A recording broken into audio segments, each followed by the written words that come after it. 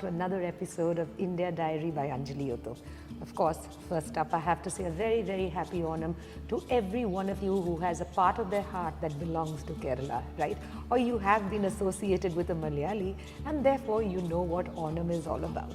Thank you so much for tuning in once again, and I have to tell you at the very outset, do get in touch with me on India Diary 22@gmail.com. Follow me on Instagram at India Diary by Anjali Menon, and also at Anjali Menon itself on Instagram, and of course on our YouTube channel India Diary by Anjali Menon. We present to you one more episode of the COVID-Indian. Yes, the Indian who has been an absolute genius during COVID, unlike me. What did I do? Well, I was just looking for people with genius, and I just sat at home, cooked and cleaned, and felt very, very happy about it.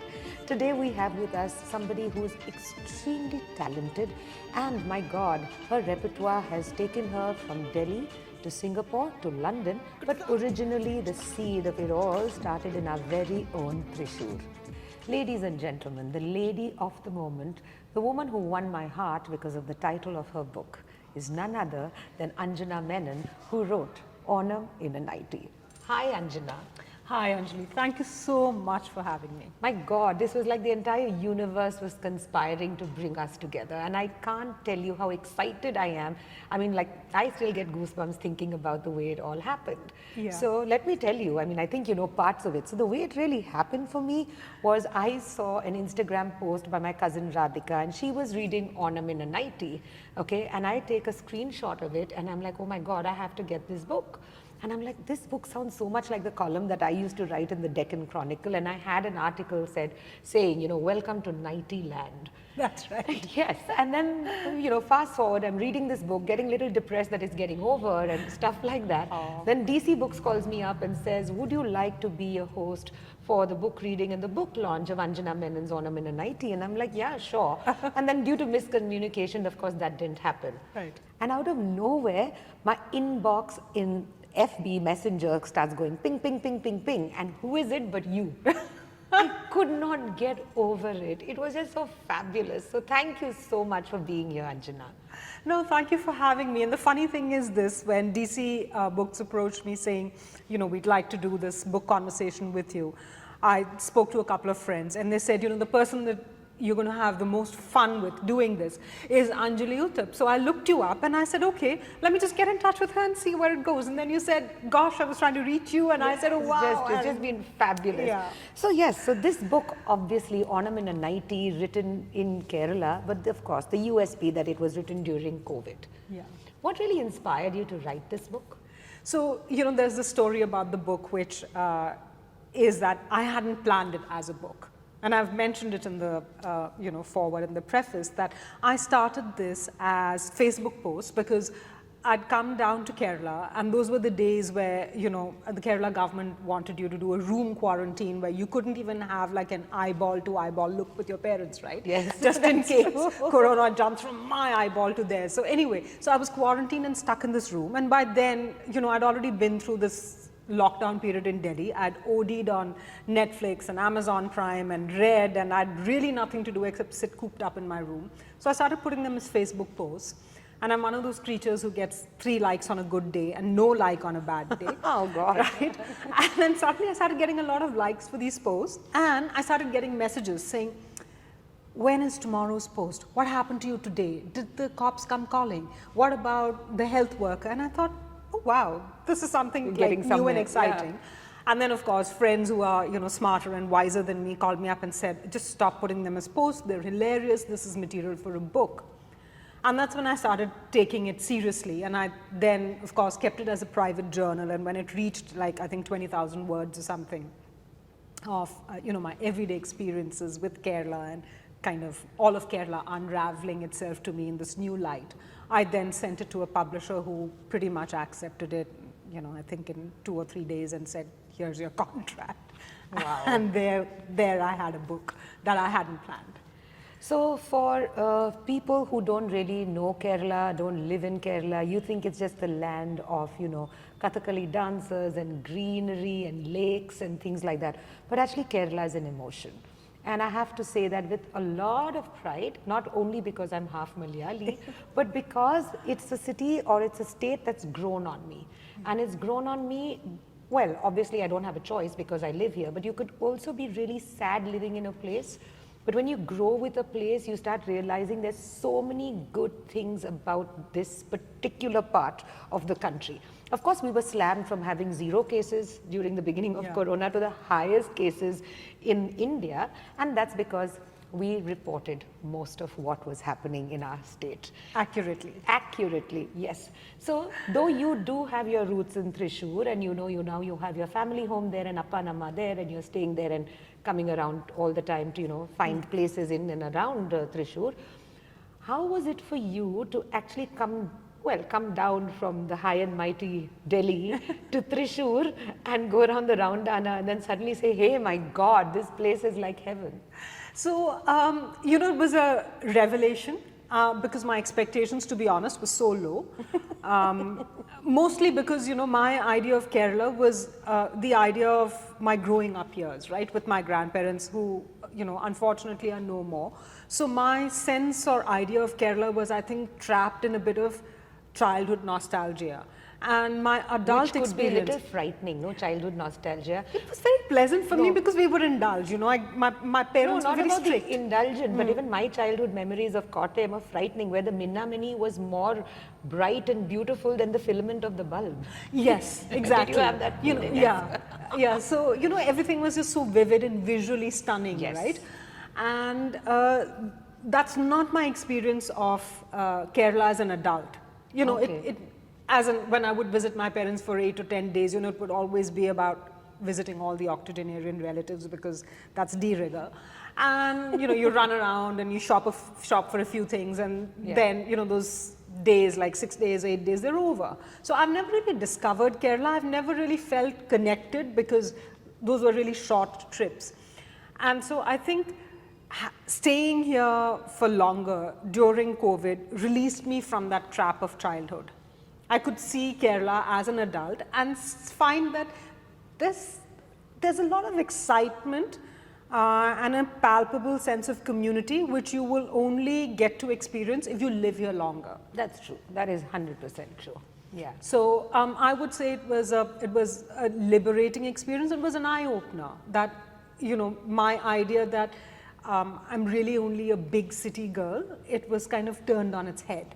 I realized I'm probably really a small town person and that I love the smallness of the town, the little things and how they get magnified and how, there's so many tiny little stories to be told and they're all around you, but we're so caught up in the rat race and in rushing around that we don't spot them.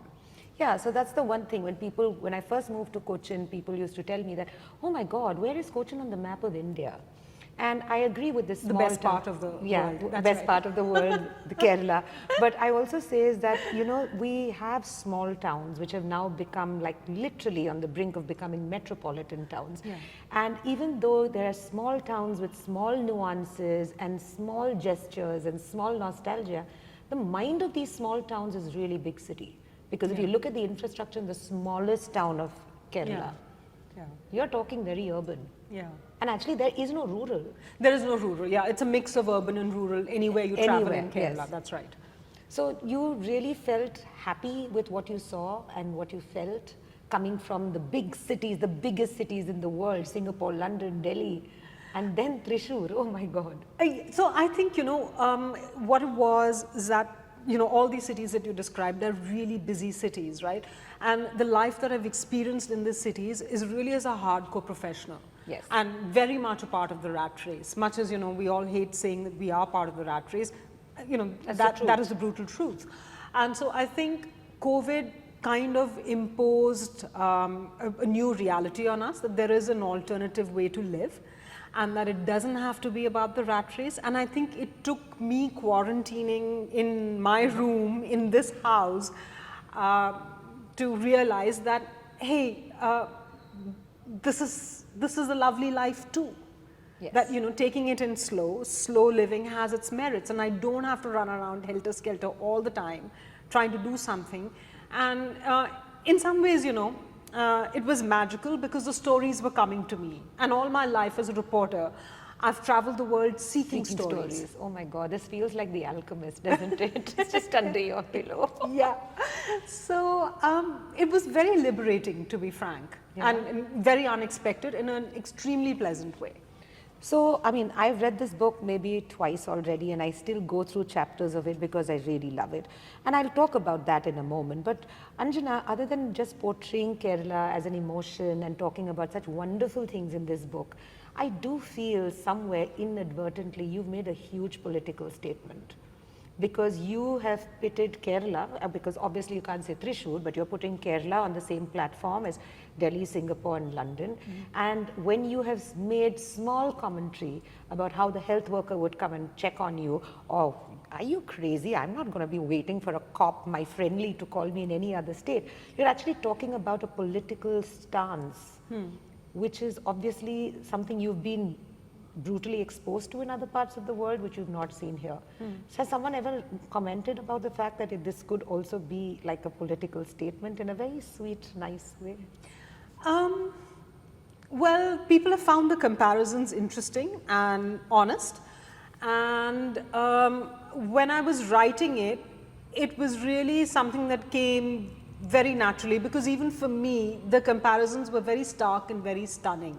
You know, I've grown up all my life, I was born and raised in Delhi, so I've spent the majority of my life there, and then I've lived and worked overseas. But Delhi is unmistakably a city where power wears the city.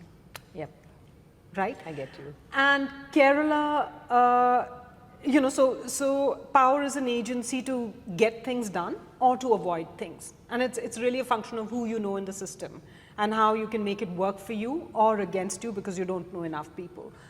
And you do get a ringside view of that more so as a journalist. Whereas in Kerala, what I discovered is it's the community which is leading the way. Oh yeah, it So totally it's is. a bottom-up approach, whereas Delhi is very much a top-down approach. And that was a very stunning and stark revelation because, you know, living in the little well in Delhi, you kind of think everywhere in India must be similar.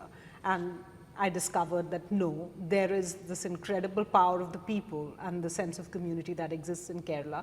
And it's fantastic and fabulous. I mean, you wish a lot more places were like that. That is true. Yes, so for all of you who are planning a trip, come to Kerala. Ende Kerala Metre Sundaram, truly it is. Yeah, so Anjana, you have also been compared to the likes of R.K. Narayan and Faulkner. What do you have to say about that? I mean, it's beyond flattering, right? Because when I wrote the book, that was really not my expectation. I wasn't copying any style. I was just writing it as it happened. And the funny thing is, the first person who spotted it was my super critical mom. You know, I'd sort of written the manuscript and I'd got it printed, you know, in the typical spiral thing, binding yes. to just see, you know, the flow before I sort of gave the manuscript in. And it was lying on my desk and my mom happened to see it and she said, oh, is this how you've been spending your time? Like you've been cooped up, you know, not being a cooperative member of the family. And let me see what you've written. And I think she sneaked the book away and she read it. And then 2 days later, she came back and she said, you know, when I was reading it, I thought I was reading something like Malgudi Days. And I said, oh, you know, your love for your daughter is shining through. Thank you, but no thanks. But it was very flattering. You know, that said, I think the reason is because A, the book is set in a small town. B, the heroes of the book are normal, everyday folk. Yes. And C, it celebrates a different pace of life. So I think that could be one of the reasons why people feel it's a lot like R.K. Narayan or, you know, Faulkner, which is about small American towns. Yes. But I'm happy that that comparison is there. I'm so happy because many people will shy away from that comparison, but you know, I'm glad you own it and you enjoy it because it's nothing as wonderful as being compared to big people, great people who wrote about small, simple things, which is the most important and you know, thing. and they're tales which are like, which are really endearing and enduring. You know, you could still read an R.K. Narayan many decades later, and it's still a book that makes you smile. I mean, all his And works are I suppose lovely. it's also, it's pretty real, no matter at which, it's timeless, right? It's Because timeless, You can understand that feel at every point in your life, Yeah. because there's something to identify. And since you're talking about this, the whole theme in your book, was it like something that you really thought about, like the whole Onam feel or the Kerala feel, or it was just unintended and it just happened the way you thought? So the book narrative is really based on everyday episodes, and the process that I followed is whenever there would be an episode, which is pretty much every day, Yes. right? I would write it, and it would just come out as it happened. So that gave the book a sense of immediacy, and I captured it like that. And through the process of doing that, I realized that there's certain things that I discovered about myself, my need to belong.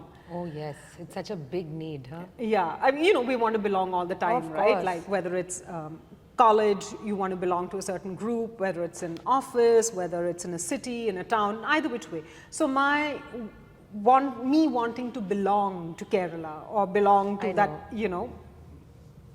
area of 6 kilometers around me. And especially that when you've came through. lived out so much, whenever you come back, you were looked at an oddity or somebody who's not Yeah, very... not a Keralite. Yes, I know what you mean, yeah. From outside, basically From an outside, outsider. other.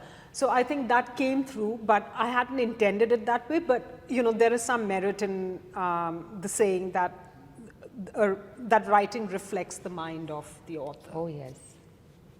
Okay, another thing that I want to ask you, since this book is called Onam in Nightie, while you were writing this book, were you in a nightie? No. Don't lie, really? No.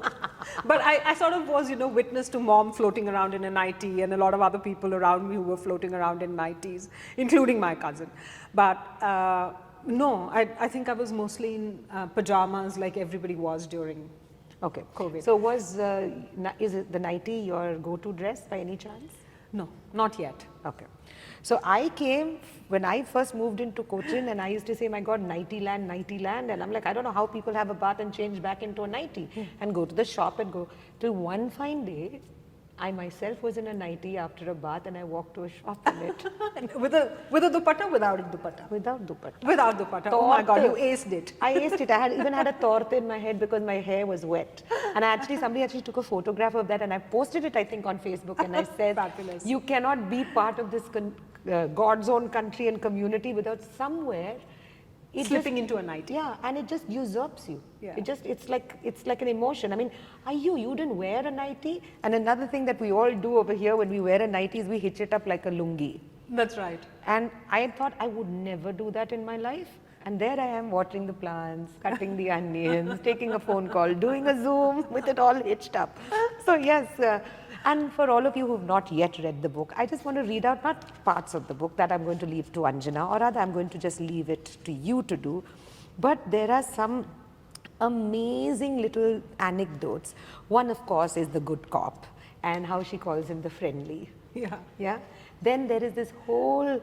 The man I borderline flirt with. Yes, the man she borderline flirt with. We're going to get to that. Then that whole feeling, which I think anybody who's ever been exposed to Kerala, is when that kundrikam is lit. Yes. I don't know what it does to you. You just feel suddenly that you've been blessed, you've been purified, you've done that. Then when it comes to, this is something which is my favorite as well, parampuri. I mean, I don't think anyone can ever escape that. And then she talks about a very, very typical emotion or characteristic which I don't think is only close to Kerala, but I think it's Indians by large, is when she's at the Bharat Hotel in Thrissur and she's waiting to go and get her meal. Everybody's like literally pushing in a line because they're so insecure that they're not going to be making it, right? Yes. So were they like really things that just happened to you, or did you really think about these things, whether it was friendly who you flirted with, or whether it was the kundrikam, the parampuri, or the feeling of this, oh my God, I'm not going to make this line, I'm going to miss the parcel? How did that happen? So I think, like I said in the book, what I've tried to do is I've tried to keep it as authentic and exposed as possible. So everything that I've written is really what I've experienced. Some of it is memory. For example, the kundrikam, when I was a child, it's memory, but that's how it was in my grandparents' home. The friendly is as it happened. the Bharat queue, because I have queued up and I have waited hawk-like, hoping, oh ma'am, I'm going to get that table. I'm hungry, I can smell the food and I want the table.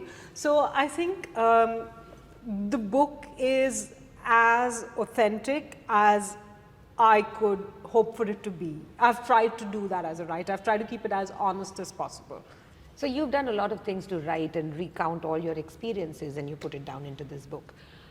What did this book do for you? I think it actually liberated me as a writer. And I say that because all my life I've been a business journalist and a business writer.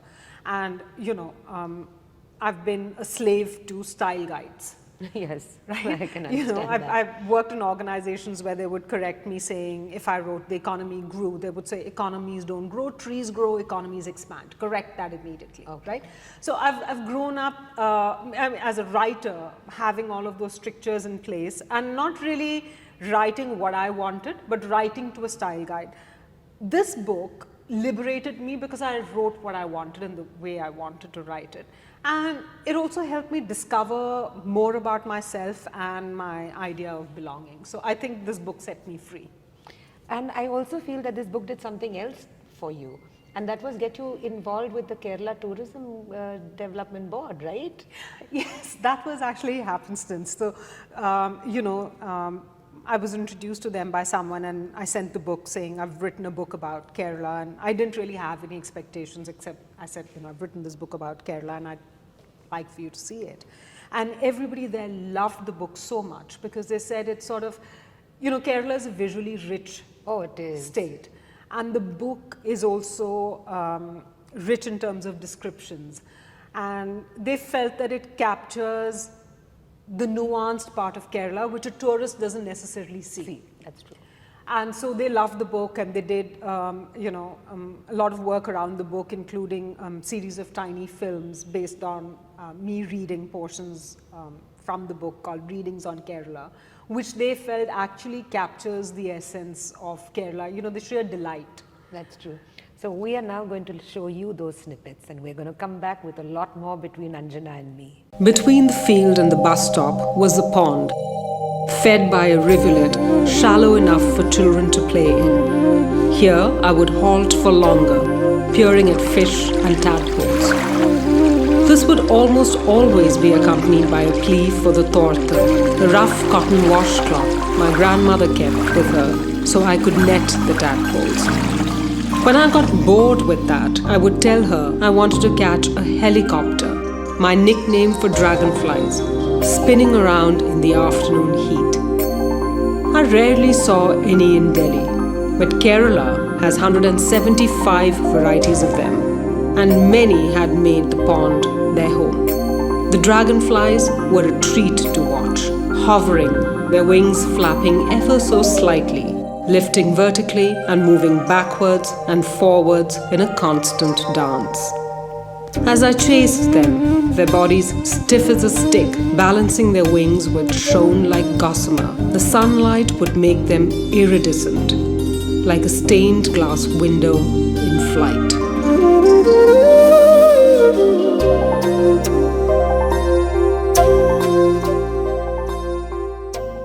The dying embers of the wood in the open stove, a magic pit from which all manner of goodies emerged. Roasted whole bananas, roasted cashews, papadums, browned seeds of the tamarind.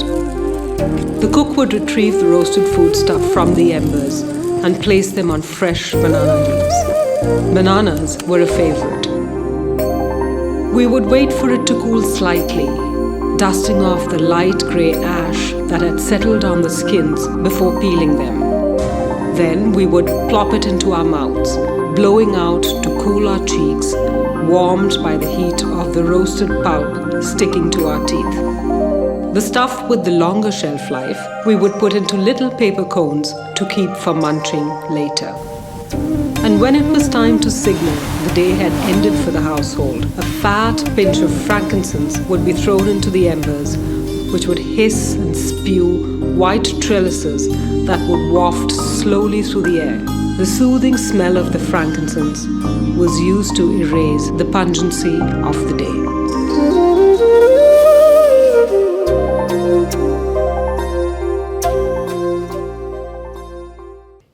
We're back, Anjana and me, but right now I want to ask her a question.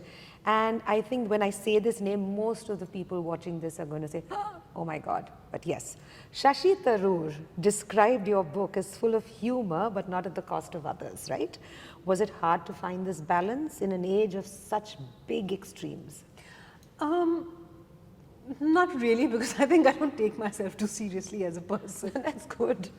And also I think, you know, life slowed down so much that you were able to see things in somewhat a magnified fashion. You know, so some of the characters in the book, for example, and he is arguably one of my favorite characters. We have a caretaker called Shivan Kuti, who's also a drunk. Yes. And you know, the way he rolls, it's different because he's got this little swagger. He, you know, we're pitted against each other in a lot of the chapters. He's taking me on, I'm trying to take him on. That's but the true. whole situation is actually quite comic. So by And so real. And yeah, well, thank you. So real. Every little part of that book, including you know, the healthcare worker calling you up and then finding out whether you needed someone.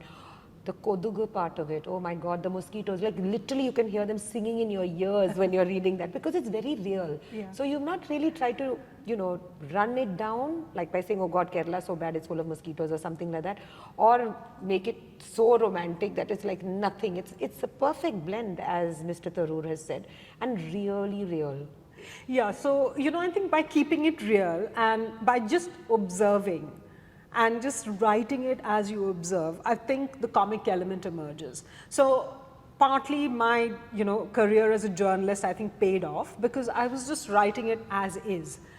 And the situation was so comic when you step back that the humor comes through because of that. So I didn't have to work hard to bring humor into the book. That's true, because even right now when you're talking, you know, that whole experience is when you come back and Amma's in the room trying to talk to you and she's over there and she's, you know, you are downstairs and then she says, Ayo, he didn't call, you know, and the distance that you're keeping, it was so typical of what everybody, I suppose, was going through in Kerala, but typically more the generation of our parents. Yes. Because they were following rules in a totally different way to the point of, I really found it quite funny, but poignant as well. You know, it was bittersweet because they're trying to be close, yet they're trying to distance themselves. Keep themselves at a distance because, you know, they don't want to fall sick and then... so many things. Yeah, it's really been amazing, this whole journey that you have so beautifully and eloquently put across. And the pain is there because you know the pain of separation, you know the pain of not meeting anybody. Then the joy of technology that you could see people on your phones and, you know, you suddenly didn't feel the distance anymore. Yeah. Then of course seeing 50 specs, 70 specs, 80, 100, 400 on Zoom calls.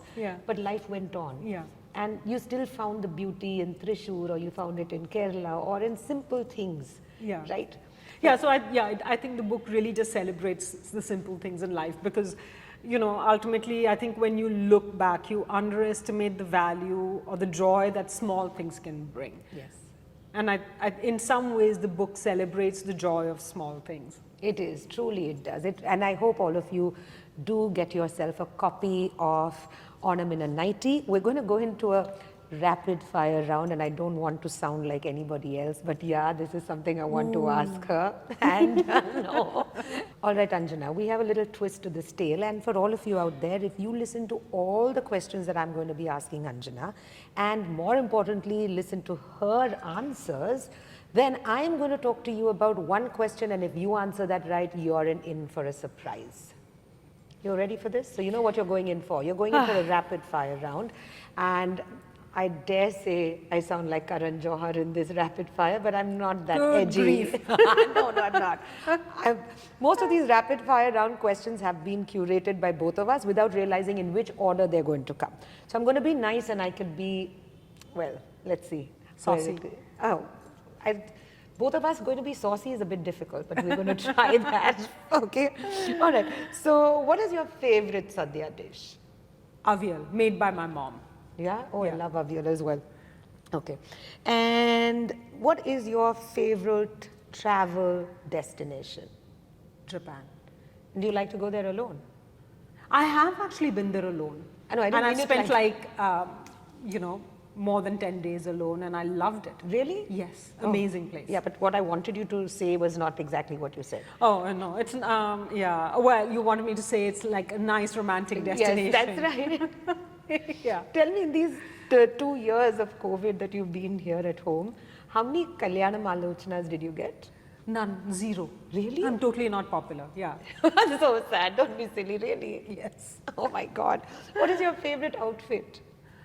Favorite outfit is a loose, floaty tank dress. Okay, all right.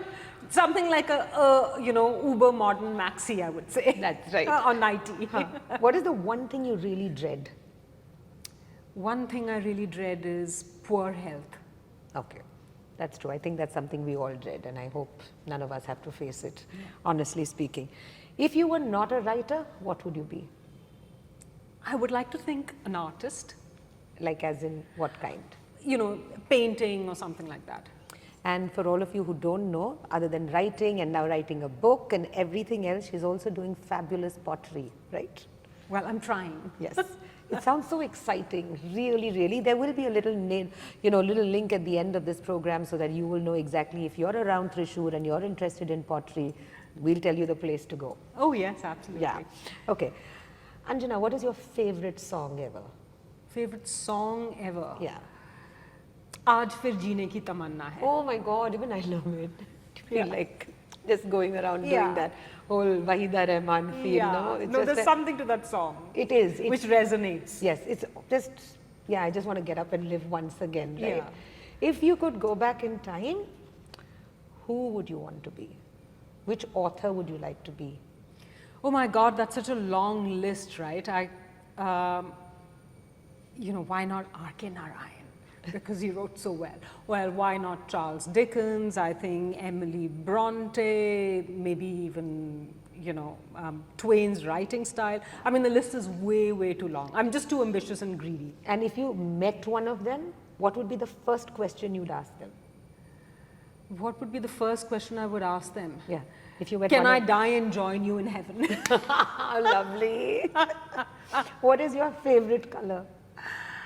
My favorite color, funnily, is a very pedestrian pink. Really? Like the mutai pinks that you used to get in no, all no, those... the pale pink. Ah, okay. Yeah. Not the mutai pink that you get at no. all our lovely festivals. no, That they have the stalls on the road. No, no. Okay. Well, I have to say, Anjana, it's been fabulous, fabulous having you over here. And thank you so much. And wish you a very happy Onam as well. Finally, not in a nightie. Not in a nightie, you too, and to all our viewers, but the viewers can celebrate in a nightie or without one. Oh, well, okay. If you're without one, I hope you're at home only.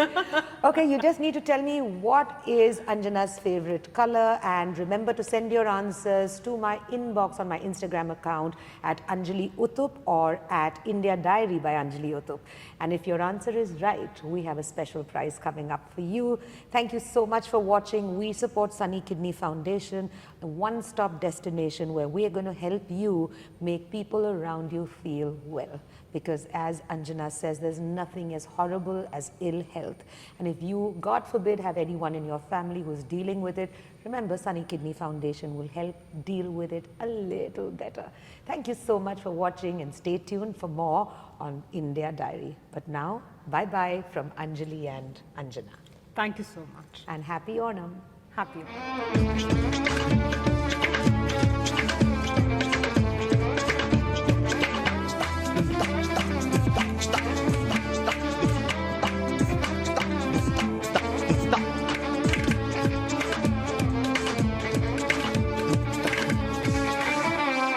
Stop.